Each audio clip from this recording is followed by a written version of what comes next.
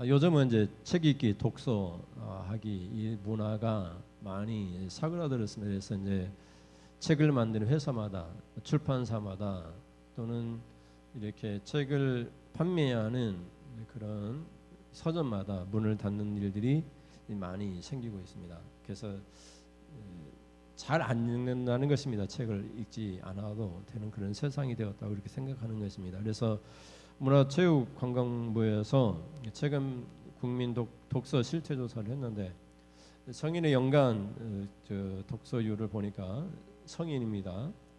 38.5%가 책을 읽는다 이렇게 대답을 했고 1년 동안 독서량은 두 권 정도, 2.4권이니까 2.4권 정도 된다고 합니다. 성인 10명 중 6명은 1년 내내 책을 한 권도 읽지 않는다고 통계는 보고하고 있습니다. 또 소득 격차에 따라서 월 소득이 500만 원 이상인 사람들은 그 책을 좀 읽는데 200만 원 이하의 소득자는 이렇게 책을 잘 읽지 않는다고 합니다. 13.4% 정도가 독서를 한다 이렇게 발표를 했습니다. 그러니 이제 우리도 성경을 읽는가 이렇게 우리가 이야기를 하게 되는 것입니다. 독서 우리가 생각할 때 취미든지 관심을 갖고 있는지 지식적인 그런 꼭 알아야 될 그런 것들을 책을 통해서 우리가 얻게 되니까 그것도 하지 않는데 과연 이 성경 하나님 말씀을 얼마나 읽는가 이렇게 우리가 스스로를 돌아보게 되는데 이제 많은 그런 책 읽기 운동 본부나 이런 성경책 읽기 운동 본부나 이런 것들이 장소가 있는데 그런 모임들이 있는데 거기서 이제 권장하는 성경책 읽기 그런 권장하는 그런 읽기 하루에 그 물량이 있는데 이 성경 전체는 한 장 한 장 따져서 1189장이라고 합니다. 그래서 이것을 1년이 365일이니까 365로 나누면은 1년에 한 권의 책을 읽으려면 3장 읽어야 된다. 이렇게 조금 여유 있게 하려면 3장 읽을 때도 있고 4장 읽을 때도 있고 길면은 3장 읽고 짧으면 4장도 읽고 이렇게 해서 읽게 되면 성경 1년에 한 번은 읽을 수 있다. 이렇게 이제 권장하는 그런 여러 가지 이렇게 카드라든지 이런 걸 만들어서 성경 읽기 표 이런 걸 만들어서 성경 읽기를 권장을 하고 있습니다. 그래서 이제 구약은 2장 정도, 신약은 1장 정도 매일 이렇게 같이 읽으라고 조언을 한다고 합니다. 그래서 매일 이렇게 읽으면 빨리 읽는 사람은 15분 정도 걸리고 또 20분 정도 걸리는 분도 있고 그래서 권장하면서 15분 정도이나 20분 정도 성경을 읽으면은 1년에 일독을 할 수 있다. 근데 이게 잘 안 되잖아요. 그리고 이제 하루에 성경 읽기를 30분 정도는 하면 좋겠다. 이렇게 권장을 하고 있습니다. 그러면서 이제 성경을 읽으면서 내 귀에 들릴 정도로 이렇게 낭독을 하게 되면 이렇게 지능이 좀 좋아지고 집중력도 향상된다고 그렇게 이제 권장을 하기도 합니다. 또 요즘은 핸드폰에 어플이라는 것이 많이 있어가지고 오디오 성경이 있어가지고 여러분 이제 밥할 때에도 성경을 틀어놓고 귀로 성경을 누구나 들을 수 있게 이렇게 여러 가지 어플들이 있습니다. 그래서 여러분 집에서도 성경 읽기가 좀 힘들면은 이 어플을 깔아놓고 여러분 집안에서 집안일 할 때 틀어놓고 이렇게 읽게 되면 하루에 10장 정도는 능히 이렇게 읽어 나갈 수 있으니까 그러면은 좋겠습니다. 또 어떤 분들은 유명한 그런 목사님의 설교들을 계속해서 이렇게 들으면서 하루 종일 찬송하고 말씀 듣고 이렇게 은혜의 시간을 갖는 그런 분들도 많이 있습니다. 요즘 유튜브라는 게 잘 발달되어 있는데 내가 잘못 선택하면 잘못된 길로만 이렇게 계속해서 이렇게 유튜브가 자꾸 떠오릅니다. 내가 이제 이렇게 꽃꽂이를 어떻게 해야 되나 한번 딱 보면 꽃꽂이만 계속해서 막 뜨는 거예요. 그렇게 여기 이렇게 보수 세력이나 이런 분들이 자꾸 정권에 반대하고 이런 그런 거 태극기 이런 거 하니까 거기만 계속해서 어플이 이렇게 유튜브가 뜨니까 사람이 그쪽에 잘못된 판단을 하게 되는 거기에 이제 빠지게 됩니다. 그래서 거짓 유튜브도 너무나 많이 있어요. 진짜 사람이 죽지 않았는데 죽었다고 하면서 유혹해가지고 유튜브 보게 해가지고 돈을 버는 그런 나쁜 그런 유튜버 사람들 참 많이 있습니다. 그래서 잘 판단하셔서 우리의 유익이 되고 특별히 성경 읽기에 도움이 되는 그런 성경 어플이나 이런 것들을 여러분이 이렇게 귀로 들어서 직접 눈으로 읽을 수 없다면 귀로 들어서 하나님의 지혜를 통해서 여러분 축복받는 그런 은혜가 있기를 주님의 이름으로 축원을 드립니다. 누가는 이 누가복음을 썼는데 왜 써 내려갔는가를 우리가 살펴보면 좋겠습니다. 첫째 같이 보겠습니다. 의사인 누가가 말씀을 써 내려간 것입니다. 누가복음은 저자가 누가인데 누가는 의사입니다. 의사인데 자기의 관심 있는 의술을 편집해서 이렇게 기록한 것이 아니라 그는 의사임에도 불구하고 이렇게 영적인 여러 가지 하나님의 말씀과 복음 어떻게 하면 구원을 받을 수 있는가, 어떻게 예수님이 이 땅에 오셔서 그의 사역을 감당하시면서 인간에게 구원을 주셨는가를 아주 심도 있게 기록을 해놨습니다. 다른 성경보다 더 길게 이렇게 잘 기록을 해놨습니다. 그리고 누가는 자신이 직접 사도 바울을 통해서 체험했던 성령의 역사를 기록했는데 그것이 바로 사도행전입니다. 누가는 의사이면서 누가복음과 사도행전을 다 기록을 했습니다.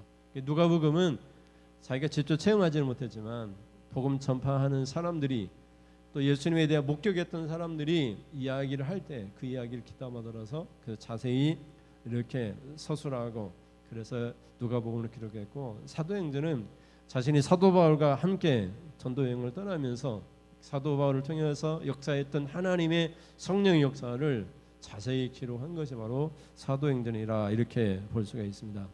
누가는 안디옥 출신의 헬라인입니다. 이방인이라고 볼 수 있습니다. 그리고 누가는 누구한테 이 누가복음을 헌정을 했느냐, 누구를 위해서 썼느냐, 성경에 보면 데오빌로라고 하는 각하라는 말을 쓰고 있는데 데오빌로는 로마의 어떤 귀족 계급이나 로마의 어떤 중요한 위치에 있는 그런 사람이라고 볼 수 있습니다. 그러니까 이방인을 대상으로 복음이 쓰여졌습니다. 그러니까 마태는 유대인을 대상으로 쓰여졌고 누가는 데오빌로라고 하는, 그래서 우리 각자가 지금 데오빌로 각하인 것입니다. 그래서 예수를 믿기 시작한, 그러나 예수를 더 알고 싶어하는, 관심이 있는, 지금 막 예수를 믿기 시작한 유대인이 아닌 헬라인이나 로마인이나 이방인을 대상으로 해서 이 성경이 기록되어 있습니다. 그래서 누가복음은 유대인의 구원에 머물러 있던 그런 여러 가지 생각들을 더 보편적으로 예수를 믿는 모든 사람들에게 복음이 어떻게 전파되어지는지, 그리고 똑같은 사건이고 똑같은 예수님 말씀이지만은 이방인이 더 잘 이해할 수 있는 방식으로 기록을 했습니다. 그래서 누가복음에는 기도에 대한 말이 많이 있고 성령에 대한 말이 어떤 성경보다 더 많이 있습니다. 마태복음을 읽으면 율법적인 말씀이 많이 있습니다. 구약성에 어떤 구절이 있는데 그것을 어떻게 예수님이 인용하고 해석하는가에 관심이 있는가 하면 누가는 기도와 성령의 역사를 많이 다루고 있습니다. 그래서 누가복음 1장 1절부터 4절에 보면 1절 보겠습니다.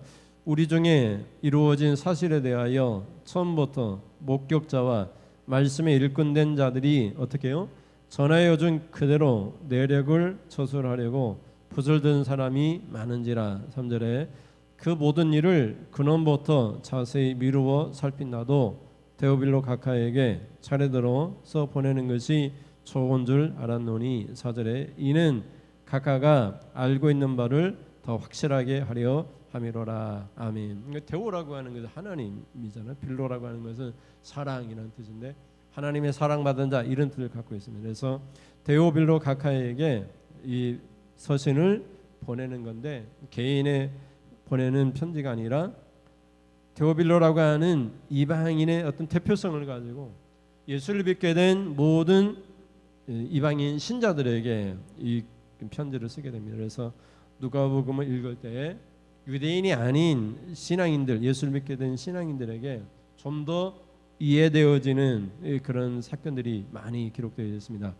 그래서 4절에 보면 이는 각하가 알고 있는 말을 어떻게 더 확실하게 하려 함이로다 이렇게 말을 하고 있습니다. 그래서 우리가 예수를 믿기 시작했는데 믿을 때에 이게 단편적인 믿음이 많이 생길 수 있잖아요. 우리가 누가 복음을 전할 때에 모든 것을 다 예수님에 대한 이야기를 다 전할 수 없으니까 누가복음을 통해서 그것을 자세히 살펴서 기록한 복음서가 필요했던 것입니다. 그래서 이 복음서를 누가가 기록하면서요. 이것을 읽는 이방인 성도들, 막 예수를 믿게 된 성도들이 예수님을 더 잘 이해하고 그리고 우리 구세주된 예수에 대한 믿음을 더 확실하게 하는데 도움이 되도록 이 성경이 기록되어졌다라고 볼 수 있는 것입니다. 그래서 데오빌로 각하에게 써보내는 것이 좋은 일이라고 3절에 말을 하고 있는데, 그래서 이 성경은 우리에게 좋은 일이고 이 성경을 읽으면 예수를 더 잘 알 수가 있습니다. 예수를 더 잘 아는 방법은 예수님에 대한 이야기, 곧 복음서를 읽는 것인데 그 중에서도 우리는 이제 어떻게 보면 유대인이 아니니까 누가복음을 읽으면 더 잘 이해할 수 있다라고 볼 수 있는 것입니다. 근데 우리가 예수를 믿으면서도 많은 사람들이 예수님에 대해서 잘 몰라요. 예수님은 알고 있는데 그냥 십자가를 지셨다, 예수님은 나의 구세주다, 예수를 믿으면 구원을 받는다. 근데 그 믿음의 대상이 예수를 잘 몰라요. 그러니까 그 더 잘 알 수 있도록 이 성경이 기록되어 있다고 볼 수 있는 것이고, 그래서 찰스 셀던이라고 하는 그런 어떻게 보면은 책을 기록한 이분이 여기 보면은 안 나왔나요? 예수님이라면 어떻게 하실까라고 하는 책을 냈습니다. 다음 화면 볼까요? 이제 아주 유명한 책인데 원래 제목은 주의 발자취를 따라서, 여기 이제 영어로 그 in his step에서 주님의 발자취를 따라서 이런 뜻이고, 그 이제 부제로 What would Jesus do 해가지고 예수님이라면 어떻게 하셨을까. 여러분이 읽지 않았어도 너무나 유명한 책으로 잘 알고 있습니다. 이럴 때 예수님 어떻게 하셨나, 이런 내용의 책입니다. 그래서 원제는 주의 발자취를 따라서고 부제로 예수님이라면 어떻게 하실까, 이런 책입니다. 오카노 목사님은 이 책의 추천사에서 이렇게 말을 했습니다. 이 책은 기독교 신앙 소설의 고전으로 일컬어지고 있다. 이제 나온 지 1세기밖에 안 되었지만 성경다음으로 많이 팔린 책이라는 별명이 붙을 만큼 전 세계적으로 많이 보급되어 수많은 크리스천들의 삶에 큰 영향을 끼쳤다. 이렇게 추천서를 남겼습니다. 우리 신앙인들이 어떻게 살아야 되느냐? 주님의 발자취를 따라서 살아야 됩니다. 여러분 이제 눈 오는 그 길에 눈밭을 처음 만들었을 때 제일 앞장선 사람이 그 발자국을 남기면 그 길을 따라서 가잖아요. 그것처럼 주님이 어떻게 가셨는가, 주님이 어떻게 판단하셨는가, 주님이 어떻게 우리에게 보여주셨는가, 어떻게 본을 보여주셨는가, 그것이 신앙인의 삶입니다. 그래서 예수를 믿으면서도 예수님은 알고 있습니다. 데오빌로 각하처럼 예수님을 알고 있는데 더 확실하게 알아야 되는 것입니다. 또 예수를 알고 예수님에 관한 이 복음서를 읽고 듣는 것은 우리 신앙인들에게 좋은 일입니다. 아주 좋은 일일 뿐만 아니라 축복의 길입니다. 그런데 여기에 대해서 많은 사람들이 예수를 믿으면서도 관심을 가지지 않는 것이 문제라는 것입니다. 앞에 화면을 더 넘기시면 계시록 1장 3절 말씀 앞으로 넘기시면 제목 앞에 있습니다. 여기 같이 읽어보시겠습니다. 1장 3절. 이 예언의 말씀을 읽는 자와 듣는 자와 그 가운데 기록한 것을 지키는 자는 복이 있나니 때가 가까움이라. 아멘. 이게 때가 가깝다고 하는 것은 심판의 때가 이제 왔다 이 말입니다. 심판을 할 텐데 하나님이 뭘 가지고 심판하느냐?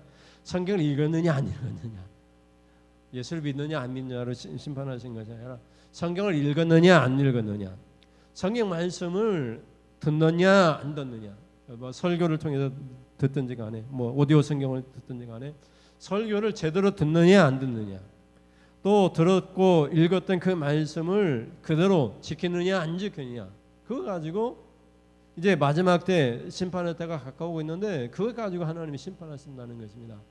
근데 우리는 이제 믿으니까, 믿음이라고 하는 것은 읽는 것과 같이 가는 거고 듣는 것과 지키는 것 같은 것입니다. 그러니까 내가 예수를 믿는데 성경 읽지 않는다, 또는 내가 예수를 믿는데 말씀을 듣는 귀가 열리지 않는다, 그런 이제 문제가 되는 것입니다. 그래서 여러분이 예수를 믿으면서 믿음으로 구원을 받지만 구원받는 사람은 마땅히 성경을 읽습니다. 성경을 읽을 기회가 우리가 자주 없다 할지라도 읽는 것이 복이다. 읽는 것이 어떤 마지막 때의 심판의 기준이 될 수 있다. 이렇게 말씀하니까 내가 읽었던 많은 것들이 있어요. 이럴 때면 어떻게 해야 될까? 읽는데 누구를 통해서 읽느냐? 판단의 그 근거를 자꾸 다른 사람한테 찾아요. 뭐 나보다 더 경력이 있는 사람, 나보다 더 잘 되는 사람, 근데 가가지고 조언을 구하고 이렇게 충고를 구하고 어떻게 하면 좋을까요? 이렇게 묻는데 그러지 말고 성경을 읽으면서 해답을 찾고, 그리고 성경을 읽으면서 이게 무슨 뜻인가? 내가 이런 상황 가운데에서 하나님이 뭐라고 말씀하시는가? 그렇게 우리가 읽으면서 들으면서 그 기록한 것이 무슨 뜻인가 알고 지킬 때 우리에게 복이 된다, 이렇게 볼 수 있는 것입니다. 그래서 왜 누가복음을 기록했는가? 데오빌로라고 하는 우리 각자에게, 이방인 신앙인들에게 이게 너무 좋은 일이고, 또 우리가 알고는 있지만, 예수를 알고 있지만 더 확실하게 알아야 되니까 이 성경을 기록했다는 사실을 알고 여러분들이 좀 관심을 가지고 성경을 읽을 때 잘 몰라도 괜찮습니다. 그 중에서 이해되는 것만 이해하시고, 하나님 그만큼만 이해하게 하시니까 내가 10가지 읽었는데 10가지 다 이해를 못해도 괜찮아요. 근데 읽는 것만으로도 하나님 우리에게 복을 주시니까, 그래서 여러분이 읽기 힘드니까 오디오 성경이라도 어플을 다운받아서, 여러분이 좀 바쁘니까 이렇게 자투리 시간들 많이 있잖아요. 뭐 설거지 한다든지 차 운전할 때도 이렇게 딱 어플을 이렇게 틀어놓으면 차 오디오를 통해서 자세히 이렇게 들리니까, 만약 내가 30분 운전을 한다고 하면 그 30분이면 성경 한 권을 읽을 수 있는 그런 분량이 될 수도 있으니까, 장거리 운전할 때 성경을 틀어놓고 또는 찬양을 틀어놓고 그렇게 그냥 읽기만 하도, 듣기만 해도 막 우리에게 은혜가 쏟아지니까, 우리가 이제 기독교 교회에서 은혜 받는 수단이 있는데, 우리 은혜 받는 방편이 있는데, 그게 뭐냐? 말씀과 성찬, 그 예식이라고 얘기하고 있으니까, 이게 말씀은 은혜 받는 수단이고 방편이니까, 그래서 여러분이 말씀을 들으면서라도 은혜가 될 수 있기를 주님의 이름으로 축원을 드립니다. 그러면 둘째 한번 살펴보겠습니다. 둘째, 하나님 말씀을 지켜야 구원을 받을 수 있습니다. 하나님 말씀은 약속인데 어떤 약속이 있느냐? 뭐 구약성경 올드 테스트먼트 해가지고 구약의 옛날 약속이고, 신약은 뭐 뉴 테스트먼트라 가지고 신약의 약속인데, 새로운 약속인데, 약속에는 어떠니 구원에 대한 약속이 있어요. 그리고 축복에 대한 약속이 있어요. 축복과 번영에 대한, 우리의 안녕과 우리의 모든 삶에 대한 하나님의 법칙에 대한 약속이 있어요. 여러분이 이제 그 냉장고를 하나 샀는데 냉장고 원리가 있잖아요. 매뉴얼이 있어요. 매뉴얼이 있는데 매뉴얼을 모르고 우리가 어떻게 사용할 수 없잖아요. 냉장고를 다 스위치를 꽂아놓고 막 매뉴얼을 눌러가면서 그 이제 냉장 기능도 있고 냉동 기능도 있는데, 냉동 기능은 그냥 저절로 오니까, 냉장 기능에 온도를 맞추는데 뭐 10도를 맞춰놓는다, 뭐 9도까지밖에 안 가겠지만 7도나 5도에 맞춰놓으면 냉장 기능이 하나도 안 되잖아요. 그렇죠. 우리 하나님께서 천지를 창조하시고 인간을 만드시고 이 모든 매뉴얼이라고 하는 것을 우리에게 주셨어요. 그게 성경 말씀이에요. 이 세계가 돌아가고 축복받는 원리를 하나님이 다 말씀을 통해서 기록해 놓으셨어요. 세상 어떤 철학이나 학문이나 독서나 이런 것들이, 지식이 제 아무리 축복받는 길이라고 아무리 얘기한다 할지라도 성경보다 더 나은 그런 약속은 없어요. 약속은 축복을 어떻게 하면 받을 수 있다, 그런 약속입니다. 그래서 마치 우리 부모들이 뭐 자녀들에게 약속할 때 그냥 약속하는 건 아니잖아요. 네가 어떻게 할 때 내가 이런 복을 주겠다. 근데 하나님 말씀하실 때에는 지키기 어려운 것은 절대로 하나님 말씀하지 않아요. 우리 부모님이 자녀들에게 얘기할 때는 네가 이 정도는 지킬 수 있으니까 네가 이것을 하면 내가 복을 주겠다, 이렇게 약속하듯이 우리의 환경과 여건에 따라서 우리가 지킬 수 있는 것만 하나님께서 우리에게 말씀을 주세요. 그래서 그 말씀을 지키면, 그대로 지키면 하나님이 우리에게 복을 주시고 은혜를 주시는 것입니다. 그래서 신명기 10장 12절에서 13절을 보면 우리 신앙인들에게 하나님 요구하시는 것이 있어요. 뭐 요구하는 건 뭐 여러 가지라고도 볼 수 있지만 간단히 말하면 하나님을 경외하면 마땅히 할 수 있는 거예요. 그래서 10장 12절부터 보면 같이 읽겠습니다. 이스라엘아, 내 하나님 여호와께서 내게 요구하시는 것이 무엇이냐? 곧 네 하나님 여호와를 경외하여 그 모든 도를 행하고 그를 사랑하며 마음을 다하고 뜻을 다하여 네 하나님 여호와를 섬기고 13절에 내가 오늘 내 행복을 위하여 네게 명하는 여호와의 명령과 규례를 지킬 것이 아니냐. 아멘. 13절에 보면은 하나님께서 보기 좋으라고 하나님 말씀을 주시는 거 아니에요. 뭐 질서를 잡으려 세계 질서를 잡고 이렇게 하면 사람들이 뭐 살만나니까 그렇게 주신 것이 아니라 오늘 하나님이 우리에게 주시는데 지금 나에게 주시는 거예요. 오늘 주시는 것이니까 오늘 네 행복을 위하여 주시는 거예요. 그것도 오늘 우리 각자 한 사람 한 사람의 행복을 위하여 하나님이 각 사람에게 명하는 말씀이에요. 그러니까 나에게는 해당하고 뭐 나에게 해당되지 않는 말씀이 있는 것이 아니고 물론 성경 말씀이 여러 가지 있지만 그 말씀 중에 읽으면서 오늘 하나님이 나에게 주시는 말씀이 나에게 이렇게 입력이 돼가지고 성령을 통해서 나에게 들리게 됩니다.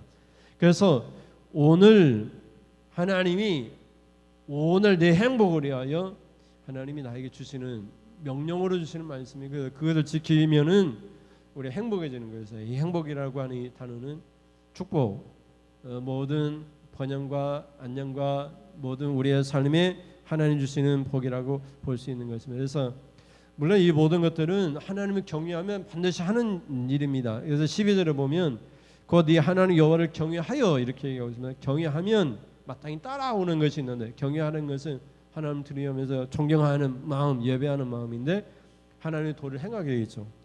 그를 하나님을 사랑하게 되겠죠. 마음과 뜻을 다해서 하나님을 섬기게 되어 있습니다. 그리고 마지막으로 하나님이 나에게 주시는 명령을 지키게 되어 있습니다. 이것이 하나님을 경외하는 것입니다. 그래서 내가 하나님을 경외한다, 하나님을 무서워한다 이런 뜻인 것이 아니라 하나님을 존경하면서 예배하는 자세로 하나님을 두려워한다. 두려워하는 그런 경외감이니까 그렇게 되면 반드시 하나님의 말씀의 도를 행하고 하나님을 사랑하고 하나님을 섬기고 예배하고 하나님 말씀을 지키게 된다. 이렇게 되어 있는 것입니다. 그래서 13절에 우리가 좀 중점을 두면 내가 오늘 네 행복을 위하여 네게 명하는 여호와 명령과 규례를 지킬 것 그것 하나님 요구하시는 것이고 하나님 그것을 통해서 복을 주시기를 행복을 주시기를 원하시는 것이다. 이렇게 볼 수 있는 것입니다. 그래서 하나님께서 이렇게 의사인 누가에게 이렇게 데오빌로에게 이 복음서를 이렇게 써서 헌정함으로써 이게 너에게는 좋은 일이고 예수를 더 확실하게 알 수 있는 일이고 또 이것을 통해서 네가 행복해질 것이다. 구원을 받고 축복을 받고 행복해질 것이다. 이러면서 헌정을 한 거니까 여러분 각자에게 지금 누가가 복음서를 헌정하고 있는 것입니다. 성경 읽을 때마다 헌정하는 거예요. 누가의 입장에서 헌정을 하는 것입니다. 여러분에게 아주 좋은 일입니다. 이 성경이라는 것은 여러분에게 아주 좋은 일이에요. 또 예수를 더 확실하게 알 수가 있습니다. 또 이 성경은 여러분에게 오늘 행복을 주시는 말씀입니다. 축복의 오늘 주시는 말씀입니다. 이렇게 누가가 여러분 각자에게 말씀하는 것과 같은 것입니다. 신명기를 유추해서 우리가 누가복음에서 데오빌로에게 편지를 쓰는 누가 입장에서 보면 그렇게 볼 수 있는 것입니다. 그렇게 누가복음은 누가가 직접 이렇게 목격한 것은 아닙니다. 예수님에 대하여 목격했던 목격자들과 그리고 예수님에 대하여 복음을 전파하면서 복음을 전파할 때 자신이 직접 듣고 목격했던 복음 전파자에게 들은 이야기를 누가가 기록한 것이 누가복음이고 사도행전은 반대로 누가가 사도 바울을 따라다니면서 사도 바울이 어떻게 역사하고 일했는가 초대교회에서 일어났던 일들을 자신이 직접 경험해 보니까 성령이 아니고서는 되는 일이 없다는 것을 깨닫게 되고 기도가 아닌 것은 될 수가 없다는 것을 깨닫게 되면서 이 성령의 행전이라고 하는 사도들의 행전을 기록하면서 오늘 우리에게 얘기하는 것입니다. 성도들의 행전이 있다. 성도들이 행하는 행전이 있는데 성도들의 행전 역시 기도와 성령으로 이루어지는 것이다. 이 사도행전은 사도들에게 일어났던 하나님의 성령의 역사라면 이것을 읽고 있는 성도들에게는 오늘 성도들을 통해서 기도와 성령을 통해 역사하는 성도들의 행전이 있는 것이다. 우리 각자에게 하나님이 어떻게 역사하시는지 우리로 하여금 누가처럼 이제 기록하게 될 텐데 그 기록이 바로 성도들의 행전이 될 것이다. 이렇게 우리에게 암묵적으로 이렇게 우리가 나아갈 길을 보여주고 있는 것입니다. 그래서 사도행전 1장 1절에서 3절에 보면 이제 두 번째 글을 사도행전 헌정하면서 데오빌로가 다시 언급됩니다. 사도행전 1장 1절에서 3절 보겠습니다. 1절 데오빌로여 내가 먼저 쓴 글에는 무릇 예수께서 행하시며 가르치기를 시작하심부터 그가 택하신 사도들에게 성령으로 명하시고 승천하신 날까지의 일을 기록하였노라. 3절에 그가 고난받으신 후에 또한 그들에게 확실한 많은 증거로 친히 살아계심을 나타내사 40일 동안 그들에게 보이시며 하나님 나라의 일을 말씀하시니라. 아멘. 그래서 여기 1절과 3절에 보면 누가복음이 어떤 내용으로 기록되어졌는가를 데오빌로에게 다시 상기시키면서 누가복음은 예수께서 행하시고 가르친 그 시작부터 또 사도들에게 명하고 승천하실 때까지의 일을 기록했다. 근데 이제 사도행전은 예수님에 대한 이야기가 아니라 사도들에 대한 이야기이고 사도들의 이야기 시작은 성령으로 시작한다. 이렇게 얘기를 하면서 오늘 성경을 읽는 성도들에게 이제 새로운 기록된 성경이 기록되어야 되는데 그것이 바로 오늘 살아가는 성도들의 행전이 될 것이다. 그래서 누가복음은 예수님의 행전이라면 예수님을 통해 복음서라면 사도행전은 사도들의 행전이고 성령의 역사이고 사도행전을 읽고 누가복음을 읽는 성도들이 살아가는 오늘의 삶 속에서 성령의 역사할 때에는 바로 오늘 나의 행전이라 볼 수 있는 것입니다. 그래서 예준이가 성령을 통해서 기도하면서 성령의 음성을 듣고 행할 때마다 그 기록은 우리는 뭐 기록하고 책을 쓰지 않지만 하나님 나라의 성경책에 예준이의 기록이 기록되어 있는 것입니다. 그래서 그 기록이 예준이의 행전이 되는 것입니다. 그래서 우리의 각자의 행전이 하나님 나라의 생명책에 기록되어져 있으면서 우리가 어떻게 신앙생활을 하고 있는가, 기도하면서 성령의 역사를 통해서 일하고 있는가를 하나님 나라의 생명책에 계속해서 기록되어져 있는 것입니다. 그래서 여러분의 성도로서의 삶이 날마다 기도하고 성령이 내면에서 우리 내면 안에서 말씀할 때마다 순종하고 또 성령을 통해서 능력받아서 여러분이 예수님과 사도와 같은 일을 할 수 있는 그런 놀라운 기록들이 낱낱이 기록되어져 있는 그런 놀라운 역사가 여기 암시되어 있는 것입니다. 사도행전이나 누가복음을 읽을 때마다 이런 역사가 우리에게도 일어날 것이라는 것을 보여주고 있는 것입니다. 그래서 이 말씀을 지켜야 이런 역사가 일어나는 것입니다. 그래서 말씀을 지키는 자들에게 행복이 주어진다는 사실을 여러분이 기억할 수 있기를 바랍니다. 마지막 셋째 같이 보시겠습니다. 하나님 말씀에 가감하는 일은 저주받는 삶입니다. 근데 많은 사람들이 말씀으로 시작됐다가 말씀을 변질시키고 왜곡시키는 경우가 많이 있습니다. 처음에 우리가 복음서를 읽거나 또는 누구로부터 전도를 받았을 때에는 말씀을 따라서 갔습니다. 하나님의 말씀을 교회에서 설교를 통해서 들을 때에도 하나님 말씀을 따라갔습니다. 근데 그 말씀들이 자꾸만 변질되어지고 왜곡되어지기 시작했습니다. 자기의 뜻과 의지를 자꾸 반영하는 것입니다. 내가 뭐 교회 어떤 뭐 사택을 지으려고 하는데 그것을 어떤 성경 구절을 끄집어내 가지고 성도들을 이렇게 그 사택 짓는데 집중할 수 있을까? 그래가지고 성경 구절을 찾아가지고 모든 성도들 하여금 그렇게 목사의 뜻을 반영하는 그런 경우도 있고 또 어떤 사람들은 스스로가 성경에 있는 어떤 인물이 되어져 가지고 내가 보혜사 성령이다. 뭐 이만희가 그런 것이고 또 많은 사람들이 내가 동방 예수다. 또 많은 성도를 유혹해 가지고 14만 4천만이 구원을 받는데 14만 4천은 우리 교단 안에 있는 그런 이단의 교단 안에 있는 사람들만 구원받고 전통 교회들은 다 옛날에 바리새인과 사도행과 같이 성도들을 잘못된 길로 낭떠러지로 끌고 가는 그런 적극 그리스도와 같은 사람들을 이렇게 유혹하면서 전통 교회를 부인하게 만들고 그래서 이단에만 구원이 있다라고 주장하는 그런 한국에 많은 이단들이 있습니다. 동방 예루살렘이라든지 동방 예수라든지 재림 예수라든지 14만 4천 이 단어를 쓰는 사람들은 다 대부분이 그런 이단에 속한 사람들이라고 볼 수 있습니다. 그래서 이단이라고 하는 것은 이 다르다는 뜻이 아닙니다. 이단이라고 하는 것은 그리스도를 반대한다 이런 뜻입니다. 그래서 적그리스도라고 얘기하는 것입니다. 물론 마지막 때 사탄은 적그리스도라고 하지만 성경에서는 예수를 반대하는 모든 사람들 적그리스도라고 얘기합니다. 그래서 예수가 구세주가 아니라 그들 교주가 구세주라고 이렇게 얘기하는 것입니다.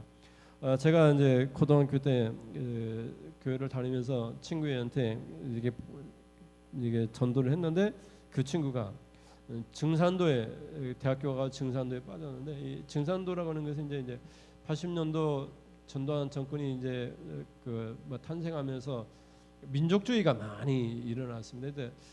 그 민족주의 원리에 의해서 이렇게 뭐 가톨릭이나 유교나 그리고 기독교를 결합해 가지고 짬뽕을 만든 그런 한국 전통 그런 교단이라고 그런 종교라고 볼 수가 있습니다. 물론 거기 뭐 증산이라고 강인순이 하나님이라고 얘기하고 뭐 옥황상제라고 얘기하는 그런 잘못된 사상도 있는데 대학생들이 많이 빠졌습니다. 그 민족주의라고 하는 그 사상 때문에. 기독교는 외세의 종교고 증산도는 우리 민족이 만든 민족 종교다는 민족주의 감정 때문에 많은 대학생들이 빠졌습니다. 특히 이제 한의술의 한의학이라고 하는 것은 이제 우리나라 전통 의학이기 때문에 한의학에 빠진 사람들이 한의사들이 많이 빠졌습니다.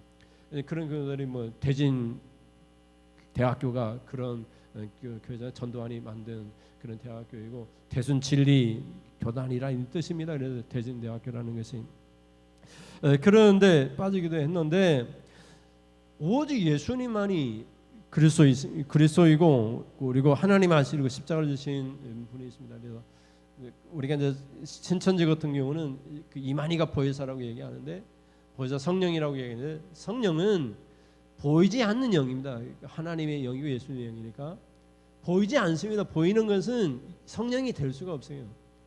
그러니까 홀리 스피리트라고 하는 것은 이 스피리트라고 하는 것이 영이기 때문에 보이지가 않습니다. 보이는 것은 다 우상입니다. 그래서 교회 안에 십자가도 없고 성경책도 없고 전통 교단들은 앞에다 십자가 세우지 않습니다. 왜냐하면 십자가 우상이 되고 성경이 우상화될 수 있으니까 세우지 않습니다. 그래서 성경은 하나님이 영이시니까 요한복음 보면 하나님이 영이시니까 영이신 하나님 앞에 예배할 때 진리와 성령으로만 예배하라고 이렇게 말을 하고 있습니다.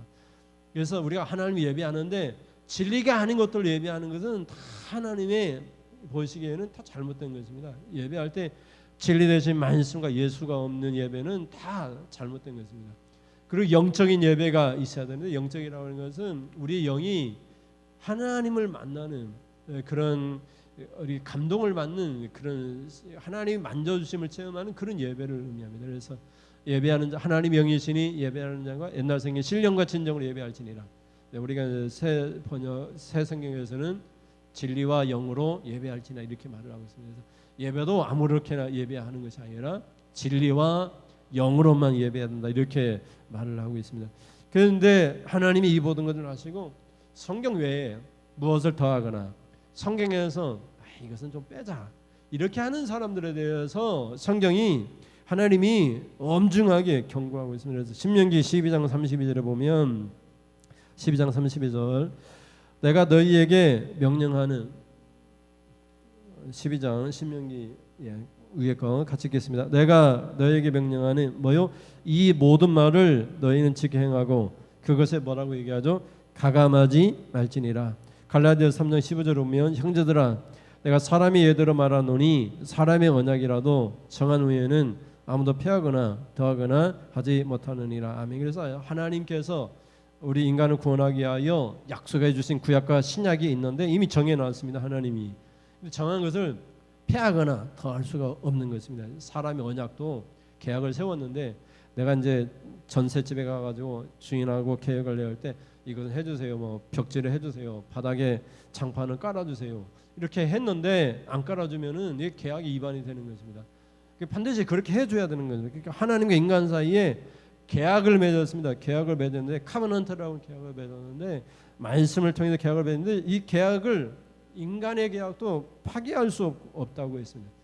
거기다가 계약을 맺는데 플러스 해가지고 싱크대도 교체해 주세요. 이렇게 우리가 더하면 안 되잖아요. 그것처럼 하나님의 약속에다가 무엇을 더할 수도 없고 거기서 뺄 수도 없는 것입니다. 인간의 계약도 그렇다 이 말입니다.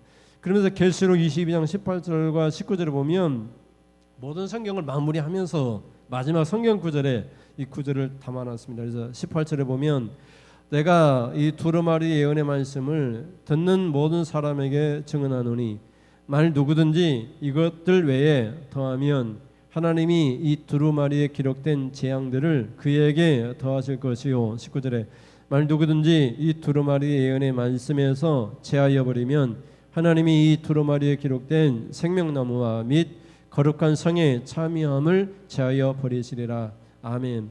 그래서 이 성경 말씀에 다른 사상이나 이렇게 철학이나 자신 인간의 뜻을 더하면은 뭘 더한다고요? 이 성경책에 기록된 재앙들을 더할 것이다 이렇게 얘기하고 있고, 성경에서 어떤 일부분을 빼서 제거해 버리면 하나님과 나라 거기에서 제거해서 지옥 불구덩이에 던져질 것이다 이렇게까지 경고하고 있습니다. 그래서 하나님 말씀이 있는 그대로 성령님이 나에게 이해해 주는 대로 이해하고 그대로 지켜 순종할 때 복이 임하는 것을 볼 수 있습니다. 그런데 많은 사람들이 성경을 읽으면서도 성경을 인용하는 사람들이 성경을 반대하는 입장에서 성경을 인용하기도 합니다. 그래서 예수님이 그 40일 금식하신 이후에 사탄이 와서 예수는 유혹할 때 갖고 들어온 것이 성경 말씀입니다.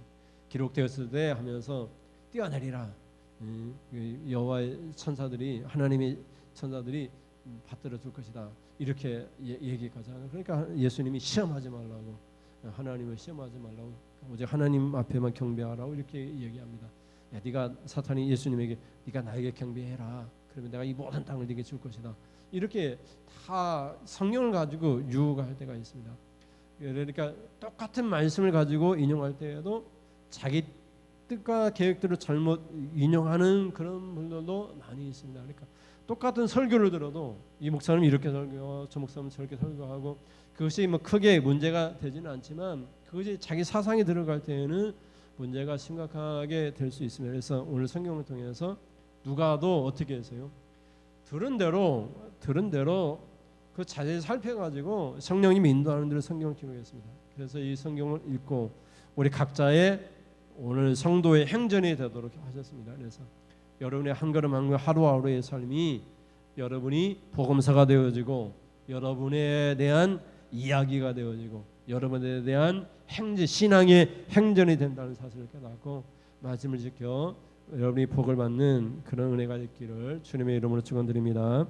기도하겠습니다. 하나님 아버지 감사합니다. 오늘은 청년의 주일이고 하나님 청년이 이 나라의 기둥 같은 그런 역할들을 감당해야 될 텐데 아버지 청년의 삶들이 쉽지 않습니다. 직장 얻기도 힘들고 아버지 하나님 하루하루의 삶이 고달플 수 있습니다. 그들의 용기와 희망을 주시옵소서. 하나님 많은 직장들이 청년들에게 고용의 기회를 줄 수 있도록 하나님 그들의 앞길을 인도하여 주시옵소서. 오늘 말씀을 통해서 우리가 하나님 말씀이 어떻게 기록되어졌는지 또 그 말씀이 우리에게 좋은 일이고 예수님을 더 확실하게 알고 이 말씀 우리 행복을 위하여 주어진 것이고 이 말씀 우리가 읽고 그들을 지킬 때마다 우리 행전이 기록되어진다는 사실을 깨닫게 되사오니 우리 하루하루의 삶이 우리의 행전이 되어지도록 기도하며 성령의 인도함을 받아 능력 있는 그런 삶을 살아갈 수 있도록 하나님 인도하여 주시옵소서. 하나님 앞에 귀한 예물 드립니다. 11조 예물을 드립니다. 찬양 예물 또 선교 예물 건축 예물을 드립니다. 주정 예물을 드립니다. 이 예물이 주의 종이 손을 놓고 축복하오니 아버지 오병이의 기적이 일어나듯이 아버지 물질의 축복을 주시고 물질 때문에 어려움 닥치지 않게 하시고 구원은 인생이 아니라 구워주며 베풀며 살아가는 그런 풍성한 인생이 되어줄 수 있도록 하나님 인도하여 주시옵소서. 우리를 부욕케 하시려 주님이 가난하게 되셨사오니 하나님 주님의 십자가를 통해서 우리가 부욕케 되는 역사가 일어나도록 하나님 인도하여 주시옵소서. 우리의 생애 우리 스스로가 우리의 삶이 비천해서 부욕케 되지 못한다 할지라도 우리의 믿음 신앙생활을 통해서 우리 자녀들에게 복을 주셔서 우리 자녀 시대에는 아버지 하나님 그들이 아버지의 물질의 복을 받고 아버지 그들이 앞날이 하나님의 축복을 받는 그런 멋진 인생들이 되어줄 수 있도록 아버지 믿음의 가문을 하는 축복 내려 주시옵소서. 믿사오며 예수님의 이름으로 기도드립니다. 아멘. 하나님 아버지 지금은 말씀을 듣고 말씀 가운데 아버지 하나님 기록된 이 성경 복음과 사도행전이 우리에게 어떻게 유익이 되고 또 이것을 지키는 것이 어떤 행복과 축복인지를 깨닫고 이제 우리의 삶이 성령과 기도를 통해서 주어지는 성도의 행전이 되어지는 축복의 은혜의 행전이 되어지는 그런 역사가 되기를 결단하고 돌아가는 사랑하는 죄 귀한 하나님의 백성들 머리머리에 우리 주 예수 그리스도의 십자가 은혜와 하나님 아버지 아끼지 않은 은혜에서 하나님의 크신 사랑하심과 지금도 성령으로 기도와 성령의 놀라운 역사로 우리 가운데 큰 능력을 행하실 성령의 교통하심이 지금으로부터 영원 무궁토록 함께 있을지어다. 아멘.